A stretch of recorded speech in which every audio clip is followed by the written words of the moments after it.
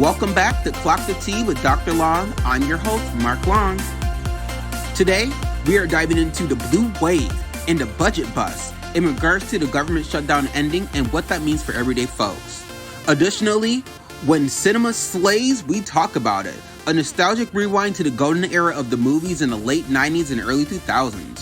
What movies stood out to us the most? What kept us crying? What had us clutching our pearls? And what do we still quote still to this day? And then we're going to move into some pet talk. You know I like to talk about pets, so we're going to talk about mental health, realness in regards to that, and why taking care of your pets matters.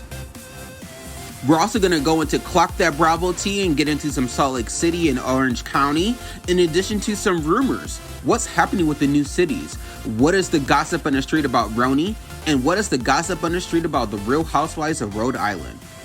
Additionally, we're going to wrap things up today by diving into RuPaul's Drag Race. That's right, we're going to talk about Season 18 and the current season RuPaul's Drag Race UK, Season 17.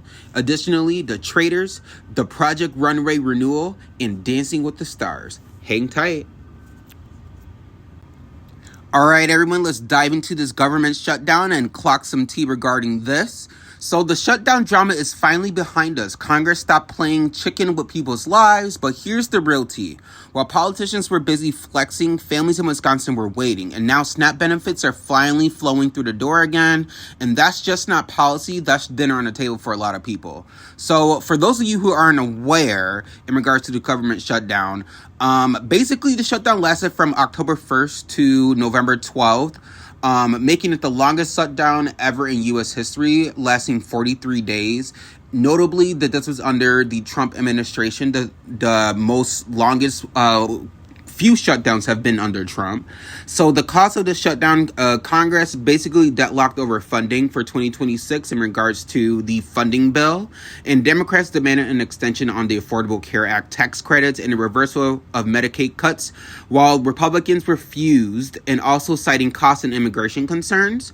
So the impact on people, it was about, close to 1 million federal employees were furloughed, and we had SNAP benefits that ran out over Halloween weekend, leaving millions scrambling for food. Air travel was disputed, with delays and cancellations piling up, meaning there were a lot of TSA agents that weren't working. The political fallout from this was basically that Democrats were criticized for caving into the government shutdown and voting to open it back up.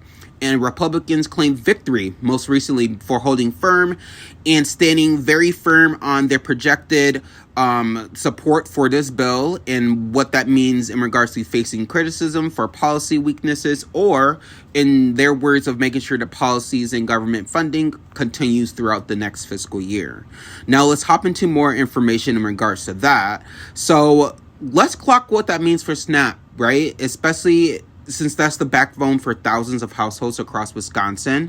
When benefits are delayed, it's not just numbers, right, that we're talking about in the budget. It's parents stretching meals, kids going to school hungry, and now I'm happy that they don't have to do that anymore.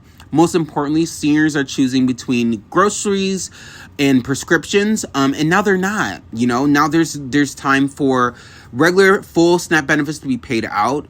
I know that we have had several conversations about what impact this is going to mean on for services around the Milwaukee area and Madison and other larger areas where there are a lot of diverse communities that live.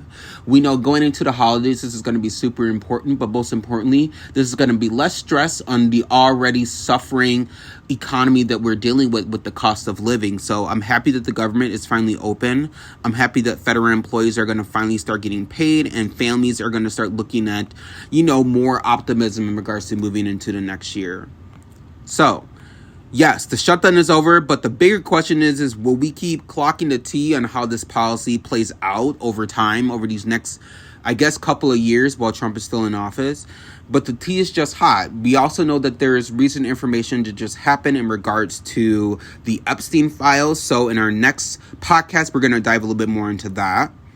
And also, I want to spotlight something. So here in the Midwest, we show up strong. Local food pantries have been stepping in amidst the shutdown and SNAP being discontinued before today and before last week, reminding us that community care doesn't just wait for Congress. It's important.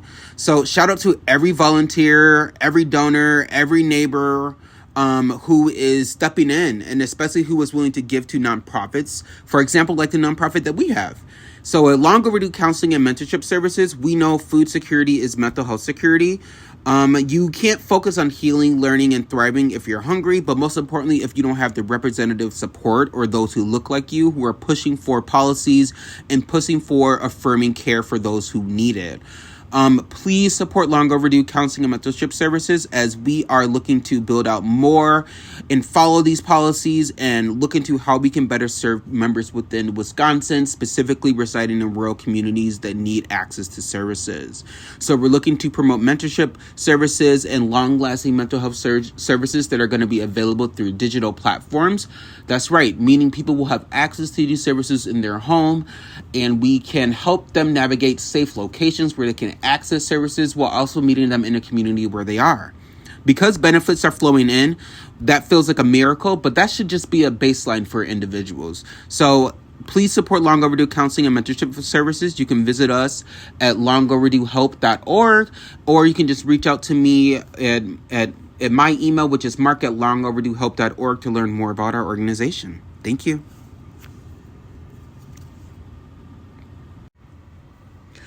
Okay, yes, the government is finally open, but let's dive into what that means in regards to this funding bill and what does that spell out for us. So we know most federal agencies funded only until January 30th, 2026, setting up for another potential shutdown. So I do want to make sure that that's out there and people know that that's potential and something that we might be looking forward to.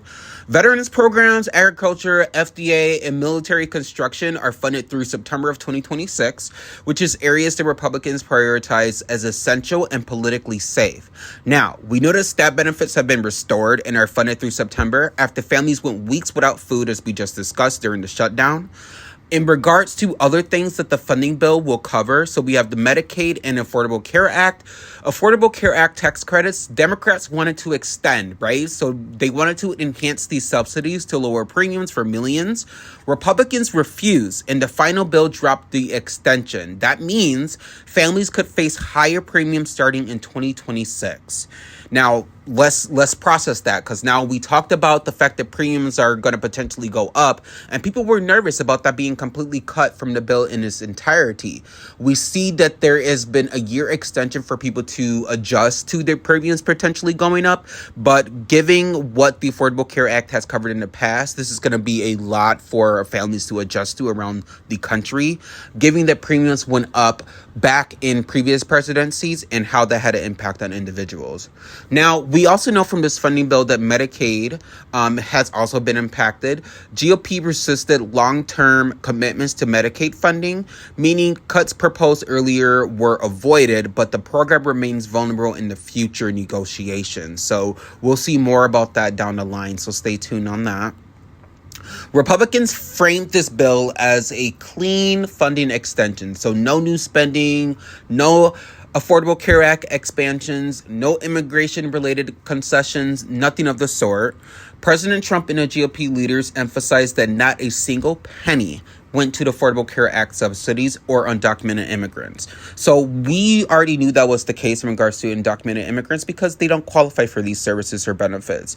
There was some talk from the administration earlier on in the year and during the campaign that some funding was going from the federal government was going to programs like Head Start and Early Head Start around the country where undocumented immigrants were benefiting from in regards to receiving that service. So there's been a lot of pushback from the GOP and making sure those programs were eliminated, but most importantly, making sure that there are any loopholes. Democrats pushed back, saying that this is preposterous and that was not happening, and that immigrants are not receiving services such as SNAP or anything that comes from the federal government, and that the GOP has played into this fear tactic, portraying Democrats as trying to extort taxpayers for prolonging the shutdown. So in addition, the GOP also sought out to limit funding for oversight agencies like the Government Accountability Office through bipartisan negotiations, restoring some of those cuts that were initially discussed. So from that, we know those who are going to be most impacted by this in regards to the funding bill We know federal workers are playing catch up right now, so they're finally being paid after weeks without income. So that's going to obviously bleed into next year, into 2026. Families on SNAP are receiving their benefits, as we were discussing. Obviously, there's got a little catch up, but hopefully by the end of the year, benefits and circumstances in regards to food assistance will be back to the way they were. Now, there are going to be stricter requirements in regards to working, so individuals around the country will need to look at their websites and be in tune with their benefits and make sure that they're talking to their county agencies their city and county agencies that work with the federal government to make sure those funds are dispersed. So low-income households on Affordable Care Act plans are facing uncertainty, obviously amidst the premiums like we discussed, and Medicaid recipients are still at risk of future negotiation cuts from federal support. So that's who's going to be the most impacted, and I'm curious as to what we're going to do in regards to those who are being impacted. I know social service agencies are going to see an uptick in terms of support in individuals that are not going to be able to afford their health care, but most importantly, what access to services they'll be able to have based on their current Medicaid benefits. We know that there's not going to be any pull from that, but we'll see what happens over time amidst there being another potential shutdown. So most agencies are funded, like we mentioned, only until January 30th. We know that the healthcare drama, we know that with Democrats, they fought to extend affordable tax credits, and we know that that's likely not going to be the case. Republicans said no. We know that in regards to kind of moving forward with families and how they're going to be getting more access to services and what that means for those who are living kind of paycheck to paycheck, just keep an eye on what that means for your premiums, but most importantly, keep an eye on how you're budgeting. Obviously, don't overspend right now, because things are still kind of left up in the air in regards to how the government is going to move forward. So we're going to keep an eye on that. And we're also going to continue talking about this funding bill and what this means long term.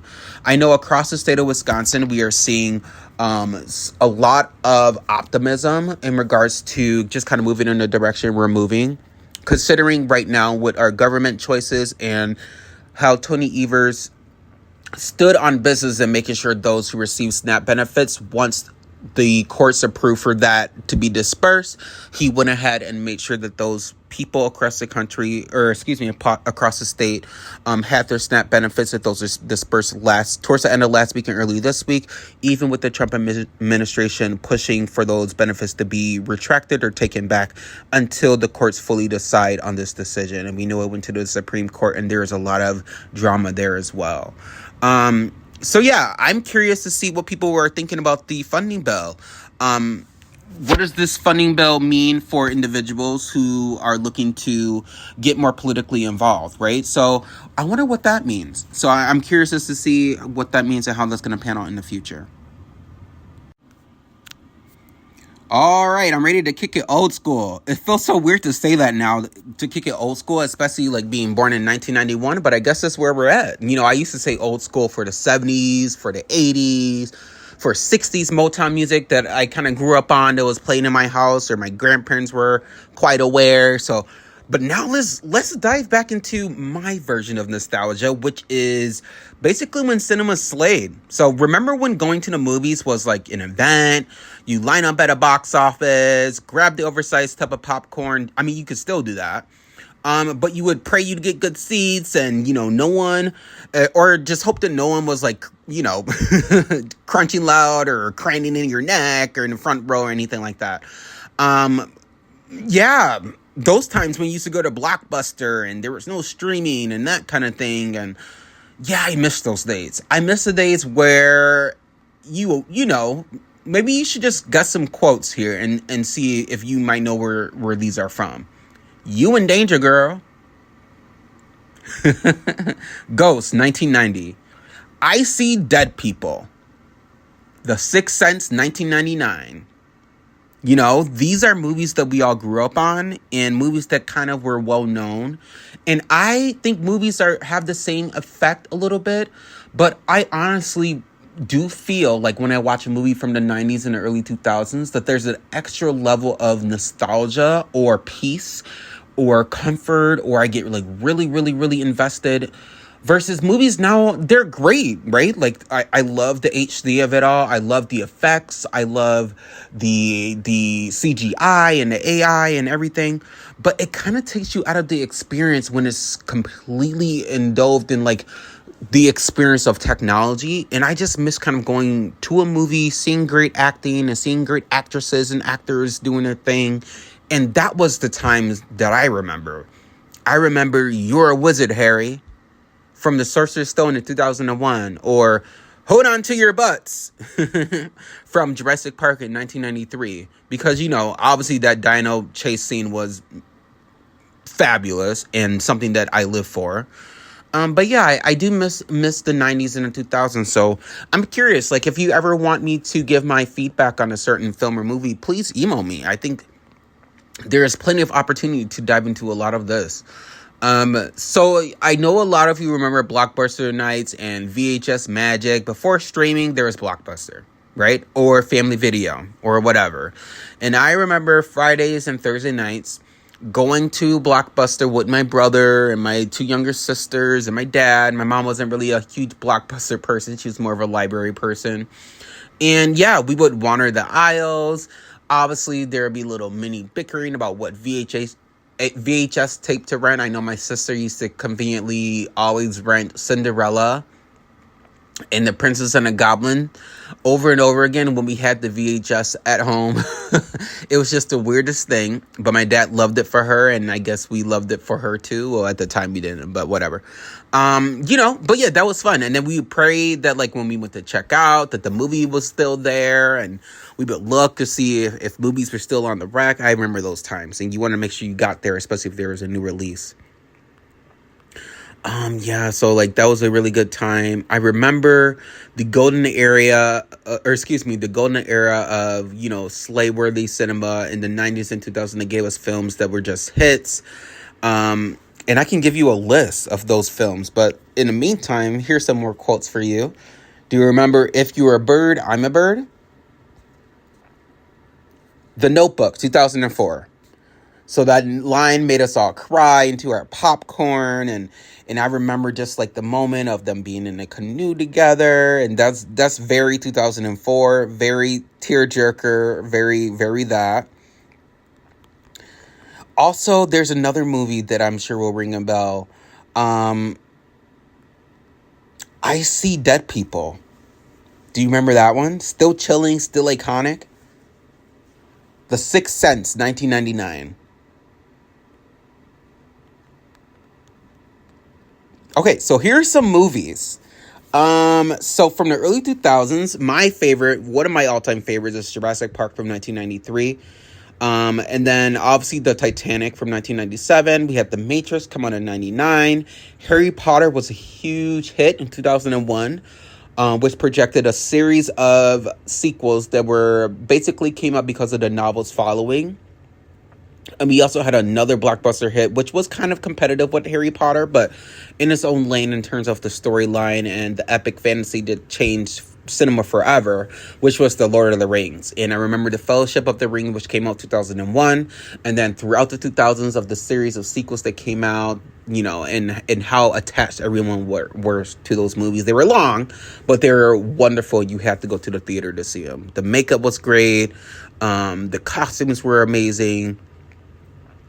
So some thrillers and tearjerkers. I remember The Sixth Sense that we talked about, The Notebook, American Beauty from 1999, which was a suburban drama with iconic imagery. Do you all remember that movie? Classic. We have Gladiator from 2000. Some rom-coms that come to mind, Clueless from 1995, 10 Things I Hate About You from 1999, which was basically a teen angst meets Shakespeare film. And, you know, just to reference Clueless again, don't forget the famous quote, as if. We have Legally Blonde from 2001. Mean Girls. On Wednesdays We Wear Pink. That was a classic. Love Actually in 2003. And I think a lot of these movies you can still stream. I distinctly remember this movie called Fight Club from I believe it was 2000 or 1999. And that starred, I believe it was Brad Pitt. So that was another huge hit that everybody pretty much gagged over. Bring It On, Shrek, Moulin Rouge. These are the films that give us iconic quotes, but also great memories. And I'm curious to learn about what some of your favorite movies are. And I just want to take a trip down memory lane and talk about some nostalgia from the 90s, what that means for cinema nowadays. I think, movies are still kind of a time of the past, and we've had times where, there was a lot of boycotting in regards to make sure the writers and directors are getting paid well. So it'll be interesting to see if that happens again, but most importantly, what cinema becomes. It's still great. Movies are still amazing. But there's still that warm feeling that we get from all these movies that we grew up on, and how they change the trajectory of film still to this day, and what is kind of expected of the storytelling and what gets us immersed into film. Thanks for staying in for Clock the Tea with Dr. Long. I'm going to go ahead and talk about pets and mental health and why that's super important. So let's talk about the realness of life with pets, the joy, the grief, the healing, because whether it's acclimating cats, saying goodbye to beloved companions, or welcoming a new pup like Mochi, my sister's dog, our furry friends they help shape our emotional world, but most importantly in ways that are profound. I think, in regards to acclimating cats, so we have 3 cats. Our cats are notorious for taking their sweet time to adjust to new homes or new settings, but cats are known for that in general. And they're also known for, if a routine change, if you move their cat tree around or anything like that, they kind of take a while to acclimate, just because they're very stubborn animals in terms of wanting their acclimation to be as smooth as possible, but also wanting to feel safe and also wanting to recognize the humans that are around them, the behaviors that are around them, how to love, how to play, where they can curl up, and then also where they can just feel safe in general. In regards to our cats, they're doing okay. I would say I'm around them a lot. We have 3 tabby cats. We have our 2 that we started off with, which is Christian and Momo, which were 2 cats that were adopted from the Humane Society in Waukesha, so Paws. And we have a cat that we adopted from our friends that moved to New Zealand. And he's a little bit older. I would say he's probably around 9 years old. Our other cats are around 5 and 3 right now. And yeah, so they have their own lane in terms of how they adjust. I would say they all do pretty well with our dogs, but with each other, they do not. There's a lot of bickering. The older cat that we got has some health issues, so he's used to doing his own thing. And he's not fond of the cats at all. He chases them. He bickers with them, he growls with them, and they're not having him at all. But we've slowly over time started to introduce them. We have them in separate rooms. We've had them introduced in the basement area where their cat boxes and their food is. We moved food upstairs and separated it that way. But we notice it's more of a territorial thing in regards to where the cats are at the time. So keeping their cat boxes and food in the same area has worked out a lot better. Behavioral changes we've noticed have changed, so there's a lot of less aggression, but there's also spurts of aggression of them towards each other. So I'm open to any kind of advice you all can give me. Obviously, you can email me, but it's a process, and I think the patience is the most important part of it. But it's also a huge part of just kind of making sure that you're able to build trust with them, so that they know that you're a safe person and that they're in a safe environment. So giving all the cats individual attention. Our cat Momo doesn't like attention too much, but he does find his times during the evening where things are a little bit more settled. Say my husband goes to bed or the dogs are laying down sleep, where he wants to cuddle by me or cuddle by the other cat. I'm hoping this time next year there will be a better adjustment there, but I'll keep tabs on that and let you know how it's going. Right now, things are going okay. I can't complain too much, but, I wish they would get along. So because we have older pets and our pets are getting older, pet grief is a real valid loss and a real valid thing to have conversations about. Losing a pet can feel devastating, like losing a human, but research shows that pet grief evokes intense emotional responses such as sadness, loneliness, even guilt. And it's okay, and it's more than okay to mourn your pet deeply, especially because the pain that you're experiencing is valid and because the bond you had was real with that pet. And we lost a family pet. His name was Reggie. He was a Shih Tzu poodle, and going through that grief was challenging, but most importantly, it was challenging for those who saw him every day. You know, I moved out of our home about 8 years ago. I was in and out of college at the time and in and out of the house. So I had some time where I was really close with Reggie. And then, you know, my sister still lives, one of my sisters still lives with our parents, and she's been really close with the dog. So, like, there's little things that we could, you know, challenge ourselves to consider when going through bereavement. So, obviously, distraction. So, watching movies. Avoidance. So, purposely not thinking about the pet, or maybe get another pet to kind of have in place. We recently introduced Mochi, who is a cute little, I believe he's a cute little toy white dog. I can find the brand or the breed and share that with you at another time. But some other things to do with pet grief is, you know, surrendering, right? Letting the grief pass with time, reminiscing on positive memories, expressing the emotions out loud, so not holding them to yourself. Finding ways to meditate or to memorialize a pet is really important, I think. And it could be with anything, you know, obviously you want to make sure you have a support system. So finding emotional support through condolences and making sure that you put your loss out there to others so that they can talk about their experiences. Finding some guidance online, such as how to adopt another pet. All those things come into play in regards to pet grief, and I think it's super important to consider all these methods for sure. So yeah, I just wanted to talk a little bit about that and the importance of that. And on the flip side, pets are powerful protectors of our mental health. And we know the studies show they reduce stress and anxiety. They also lower blood pressure, something that I wasn't aware of as someone who has hypertension. I struggle obviously with blood pressure issues, but I've struggled immensely in the past, and I've noticed they've boosted my moods. I just didn't realize that they were doing more for my mood and also for my physical health as well. Obviously, they help with other components such as staying physically happy, so going on walks. But most importantly, in regards to them being emotional anchors for us, they're not just animals, they're support. So they provide just an extra level of healing for us in terms of making sure that we have a companion with us that can help us process mood, emotions, and also lift our spirits, especially when caring for another species or another figure, another animal. So yeah, our furry friends need love. Loving and caring for pets isn't just about like feeding them, obviously. It's about compassion. It's about responsibility. It's about respect. The human-animal bond teaches us empathy and patience and to coexist amongst our furry friends in ways that remind us to take life not so seriously, but also to enjoy the beauty in life. The fact that unconditional love does exist, that we can give love as much as we receive love. And when we show up for them, they show up for us. You know, I want to give a shout out to my sister, to Mochi. And speaking of love, you know, I'm so happy that she has gotten a new pet and that he is serving some energy for her and for our family, instilling hearts. And from grief to growth, right? You know, from obviously acclimating to cats to wanting to be around more animals. I think pets keep us grounded in the messy and most beautiful ways as possible. So, pets are amazing. If you have any pet stories that you'd like me to discuss, please reach out.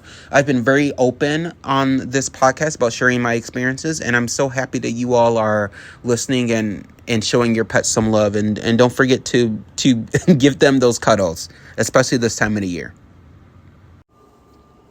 Alrighty, let's go back into Clock the Reality with Dr. Long. This is your host, Dr. Long.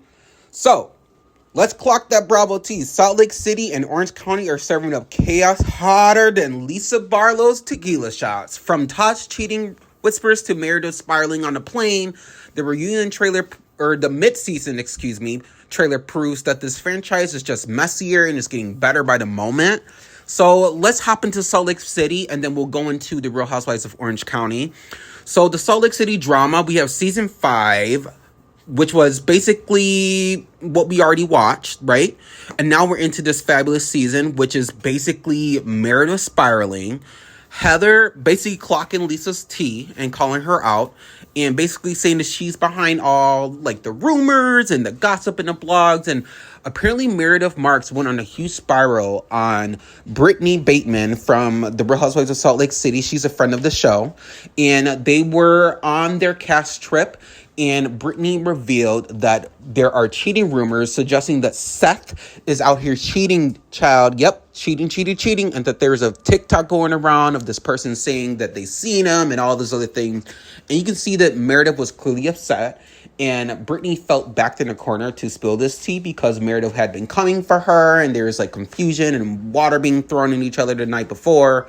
So apparently on this plane, there's a lot of yelling and Lisa and Meredith going back and forth in first class with Brittany Bateman sitting in front of them and just talking mad dog shit about her to the point where she was she got upset and she was bawling at the end, apparently, is what all the ladies are claiming. And there's a lot of loops in this. There's conversation about how a lot of ladies were asleep and they missed the fight. But apparently Meredith was spiraling for hours on this flight. And to the point where Lisa got involved and tried to egg on Meredith in exposing Brittany to expose to TikTok. It was a mess. So I think in regards to this, and there's no footage about anything happening on this plane, that seems suspicious to me. But I will say that Brittany is a softie. I think she's trying to fit in with these ladies. What I'm most disappointed about is how Brittany had that connection with Lisa and she defended her at the beginning of the season. And here's Lisa yelling at her on the plane, allegedly, telling her that she needs to show the fucking TikTok to quote what they're saying that she said. And it's just getting to the point where, Meredith, why are you losing your shit for hours on this plane? Like, if there's no truth to these rumors, maybe pay it dust. She's a friend of the show. You have been having issues with Brittany since last season. I think it's a moot point. I think, Meredith, please own this and try to bring some resolution as to what was happening and why you felt the need to get so upset off camera with her about this and why you decided to beat a dead horse. She said it. There's plenty of things that you ladies have said about each other on camera and off camera. And I don't think that Meredith should get a pass for losing her cool. I also think there's two sides to the story. So I'm interested to see how this plays out. We saw Mary sit down with Meredith at the bar scene or wherever they were. They looked like they were at some kind of supper club or what have you. I don't know. But Mary was basically told Meredith that, I was there, girl, and you were ballistic, and you need to own it, and that's what accountability being a housewife is. And Meredith looked at her like, oh, you're trying to create a narrative on me. Or she didn't want to own any of the spiraling behavior that happened. Apparently there's kicking of the chair and pulling hair, whatever. It's just a mess in Salt Lake City.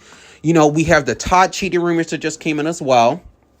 So that was with Bronwyn Newport and her husband Todd, and basically what is being revealed by some of the ladies. Angie K brought up that Lisa Barlow decided to disclose with her that Todd is potentially cheating on her and farting and making out with someone at the same time on a plane. And then basically Bronwyn got teed that, the making out thing was a rumor, but what isn't a rumor is that her husband was caught looking at picture of women, apparently on his phone on a plane, and someone sat behind him and he was looking at women in lingerie and in bikinis and what have you. And honestly, this is going to be a controversial take, but I'll give my take later. Bronwyn doesn't seem too fazed by that. What she does seem fazed by is the fact that was happening. And obviously her and Todd have a communicative relationship where they talk about these kind of things. She was sitting down with Whitney and they were discussing how they basically are advocating for their marriage lifestyle and how they're a little bit more open in terms of communication of needs and desires in their relationship and how they might be open. So Bronwyn wanted Todd to stay an extra day in a hotel because she's like, hey, you're not going to be looking at naked women and not tell me and you should be letting me pick out the girl and all this other stuff. So I kind of live how she owned that, and how this conversation between Bronwyn and Whitney is happening on full display, because there are people that have that lifestyle. It's very common within the gay community.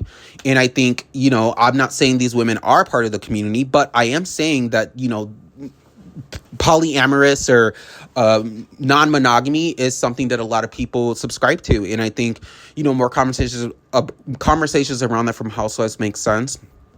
I will say, I personally wouldn't have a problem with my husband looking at pictures of cute guys on his phone, as long as I don't hear about it or see it. My husband doesn't care, and this is controversial, but in my marriage, I can look, I just can't touch. So meaning that I'm allowed to look at pictures. My husband doesn't care if I like a picture, anything like that, just because we communicate in our marriage, and our attraction towards other people isn't something where we want to pretend like we're blind.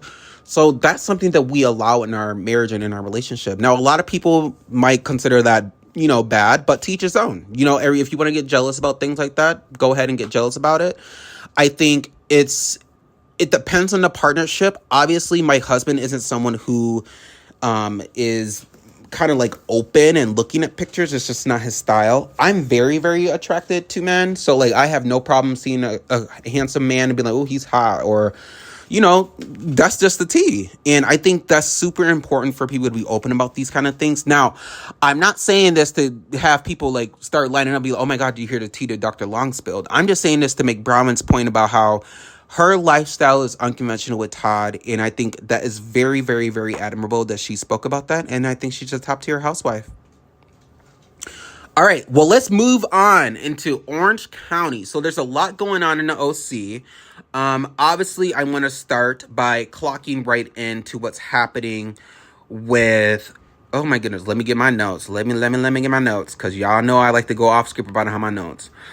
But let's go ahead and clock in with Tamra, who's clearly under fire for confronting Shannon, right? But not just confronting Shannon, confronting Gretchen, and we'll get into that. So Katie is reflecting at the reunion about everything that went down. There's some women that are willing to own how they treated Katie. Some women are not. I'm interested to see how that comes out more in the reunion. But Gretchen appeared at the reunion, and her and Tamara clearly have some issues still, because they are just heightened with emotion, just kind of like, I would say Tamara more so than Gretchen. But it'll be interesting to see if Gretchen is going to own any of the homophobia and the transphobic posts that she's been liking, and how she's claiming that that's not her, and then doubling down by saying that she chooses love in her comments. Something is seeming off with this, and I'm kind of with Heather the Bro. Like, if you have queer kids and you are spending time with someone who is MAGA and traditional and conservative, whatever, I don't care what the fuck you are. You're not going to be liking hateful posts and consider and be my friend. That's weird, And I think if Gretchen just owned it, say, hey, I felt that way, I'm willing to learn and be educated, that would be a different thing. But I didn't see that come from Gretchen. To quote Gina, she looked very unfazed. She looked just very flat about the whole thing. And for me, that's very telling of someone who is into LGBTQ+, because they don't understand the gravity of what it means to put out these hateful messages, what it does to youth, what it does to those who lack resources, and what it does to those who are being told that who they are is bad.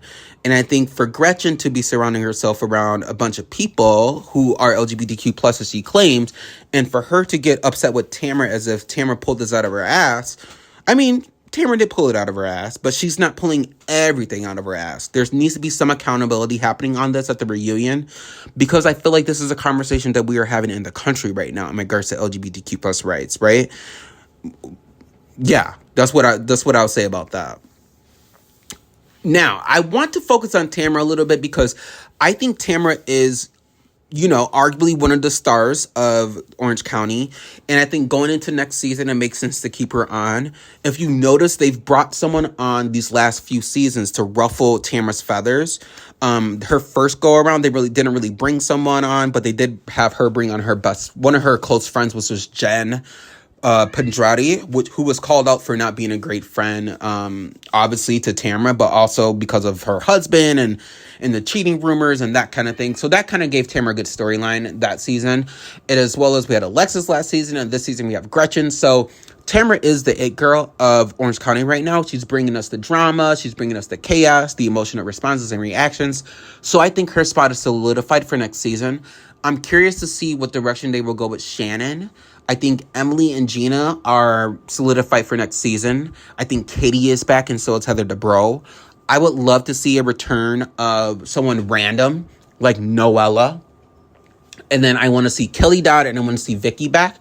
Because I think we need to get back to the roots of the drum and bring back some of the girls who are still playing around, you know? Vicky is very prominent. She still goes to BravoCon. I saw her when I was at BravoCon in passing. Obviously, I didn't go and say hi or anything.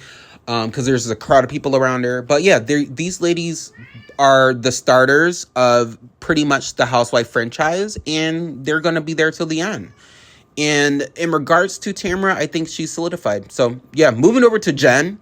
I'm going to call Jen out. I don't think Jen's a good friend to Katie. I think Katie deserves to have friends on the cast that are willing to get to know her and kind of give her a chance to...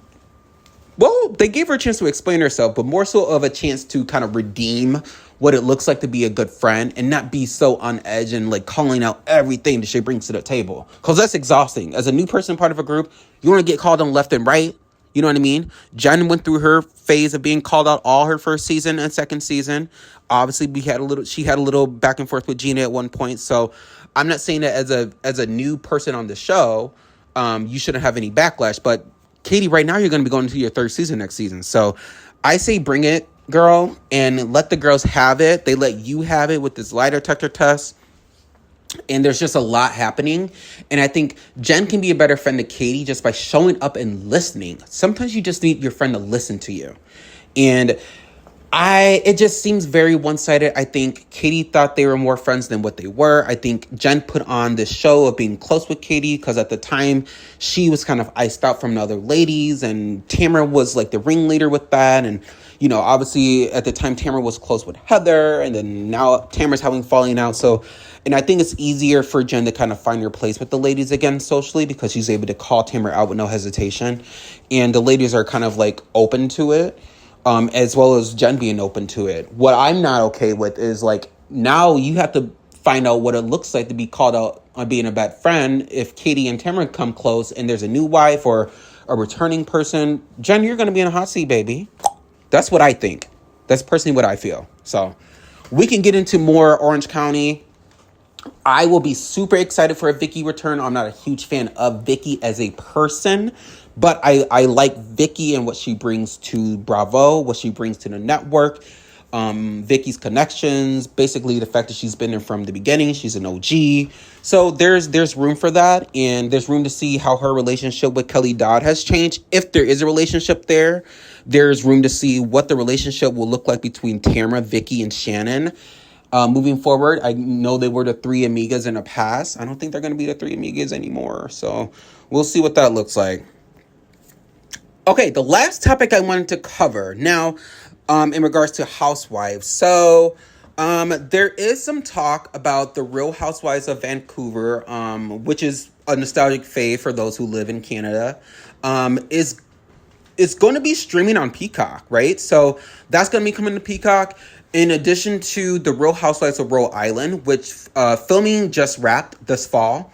And Bravo will be confirming the cast. This week is BravoCon, so we're likely to see a cast reveal there or a trailer of some sort. So I'll stay tuned and talk more about that and see if there's any excitement happening. There's also going to be an Ultimate Girls Trip. Not anything from the U.S. franchises, but from the Africa Housewife franchises, where we have the Real Housewives of Lagos, Durban, Johannesburg, and Nairobi in Africa. And they're all going to be choosing wives from those series, and they're going to be making an Ultimate Girls Trip. So I'll be curious to see how that pans out. And if they decide to have, you know, those stream well, they already stream on Peacock, but if they want to have something stream on Peacock where we include the Real Housewives from Africa and some of the current ladies in the U.S., maybe Ultimate Girls Trip that way. So And obviously, fans are still demanding the return of Ultimate Girls Trip, but most importantly, the Morocco season, which was basically scrapped. It'll be curious to see what that looks like. Now, in RHONY, there's going to be a shakeup, regardless of if we were expecting a shakeup or not. There's been rumors that Carol, Luann, Sonia, and Dorinda will be returning to the show, along with Aaron Litchie, Saida Silva, and Jessel Tank, who are confirmed to return next season. So it looks like we're going to get a mix of old RHONY and new RHONY ladies with a couple newbies. And I think that's the right way for them to go with RHONY, just because I feel like RHONY is top tier Housewives. It's something I think has its own, in a way, cult following, the Real Housewives of New York City, just because people are really, really, really gravitated towards kind of like the story and the scene of New York City and the ladies that are on the show and their personalities and just kind of how the storylines panned out over the years. So it will be curious to see what happens with RHONY and if there's going to be any reveals with that at BravoCon as well. So stay tuned. We'll continue talking about reality TV and more with the Housewives as well. Hello. I'm going to recap some reality TV, and we're going to talk about some drag queens, maybe talk about a few seasons that are on the horizons, and some Dance with the Stars, the whole nine. Okay, so we are currently on RuPaul's Drag Race UK Season 7, which premieres today. I have not seen the current episode. I don't think it came out yet, but, by the time this podcast launches, it will be out. But anyway, Across the Pond is serving camp, and I am loving this season. The girlies are very good. Catherine Feelings is great. I really, really, really enjoy El Vos. The Snatch game last week was fantastic. The girls are exciting, and I just think the lip sync was really, really cool. And there's a lot of energy. You could tell the girls are really hungry for the crown. I love these girls. I am very curious as to see the direction of who's going to make it to the top. So the UK's girls always bring like a cheeky humor and self-deprecating and these bold looks. And this season is just exceptional, just like every other season. So rest in peace to Viv, and I'm loving UK Season 7. And we are expected to get some kind of preview of season 18 of RuPaul's Drag Race.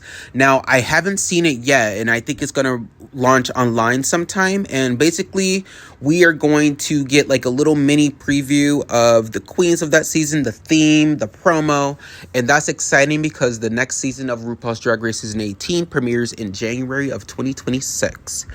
Now, moving past that, let's talk about The Traitors. So The Traitors is back, and we are on season 4 now, and we know that the host is back, Alan Cummings, in the Adras Castle over in Ireland, and we are going to see a stacked cast with, and I can just rattle off some names here, in January of 2026, which will be the premiere, but we are going to see Colton Underwood from The Bachelor, Donna Kelsey. We are also going to see Carolyn Stanberry, Dorinda Medley, Portia Williams, Lisa Rinna, and Candace Dillard Bassett, all from The Housewives. Wow. So, and then we're also going to see Tara Lipinski, Johnny Weir. We're going to see Monet Exchange.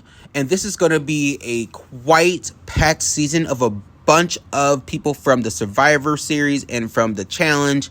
And Dorinda's back after being eliminated. Like that's something that we should talk about. So I know she's going to be, not going quietly if she is going to be eliminated, or she's going to definitely make her voice heard this season. So I'm excited for The Traitors, and I think we're in for a ride, especially with people like Lisa Rinna and Candace, and they bring the fierce drama and the bite back, and they're quick with their words. And child, I don't know what Portia's doing on the show, but we'll see what Portia gives. All right, so now Project Runway was renewed, and we are looking at it being season 21. I almost said 2021 for some reason, but it's going to premiere on its new home, which is Freeform, and Heidi Klum is returning as host, along with Nina Garcia and Law Roach as judges. And guess what? Christian Siriano is back as a mentor. That's right.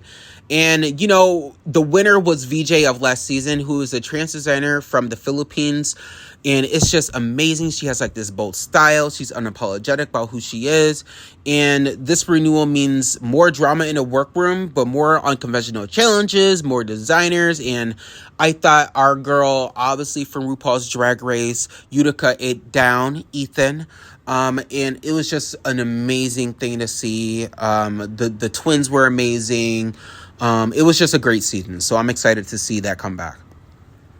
Dancing with the Stars recap. So, you know, let's just start with who went home.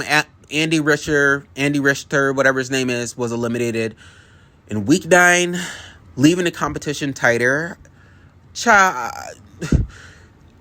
I just think people just liked him. And like, which is fine. You can like who you like, but I do think that a lot of people were robbed of this spot. I think there's people that could have grew, and I'm not saying he didn't grow or he didn't have fun and it was refreshing to watch him, but this was a really good season with a lot of great dancers. And I do think a lot of the dancers that were on the show could have made it a lot further if they would have stayed longer in the competition. Just saying. But anyway, so at the top of the leaderboard, we have Whitney Levitt from The Secret Life of Modern Wives, scoring high while stirring some little bit of drama as well, you know, doing her thing. Dylan Efron from The Traitors, and also younger brother of Zac Efron, surprisingly had a strong dance. And a lot of fan growth is happening because he's actually grown immensely as a dancer, especially at the dance last night. So, and see, I'm lost for words already. Robert Irwin, obviously the wildlife conservationist, but also the son of the crocodile hunter of. Rest in peace to his father. And also we have Bindi Irwin as the sister who won Dance with the Stars. And he's just charming audiences. He's consistent with his dances. He's shown a lot of growth. He comes in with personality, finesse. He's refreshing to watch, and he's also the top of leadership board. Whitney Levitt is honestly one of the best dancers on the Dancing with the Shows seasons I've seen in a while. She's charismatic. She puts energy into her moves. She's fierce. She's giving sexy fierceness, and she's not afraid to show that she is ready to slay it every time she hits that dance floor. So congratulations to her. I want her to go really, really far. I also really enjoy Alex Earl, the influencer, who brings that social media energy, but also like this very like refined professional dancery to the dance floor, and she's just outstanding. And then last but not least, and my favorite duo, Jordan Childs and her dance partner Ezra, and the Olympic gymnast who is this athletic powerhouse who can do these crazy moves, who is effortless. I think if anything, like we've had plenty of Olympians win, and I think it's time for another one, and I think she can do it. I think she can do it. But I'm really loving this season of Dance with the Stars. It's really, really, really living up to the expectation. And I'm glad we get to see the personalities and these strong dances, and the return of other winners came to the show. Dance with the Stars is phenomenal. So I'm excited, and I can't wait to see how that pans out as well. So whether it's queens on a runway, traitors in a castle, or stars in a ballroom, reality TV is reminding us that the drama never sleeps and is back again. We're also getting some, hopefully, announcements of some Housewives here and there. So, you know where I'll be with the tea. Thanks for listening.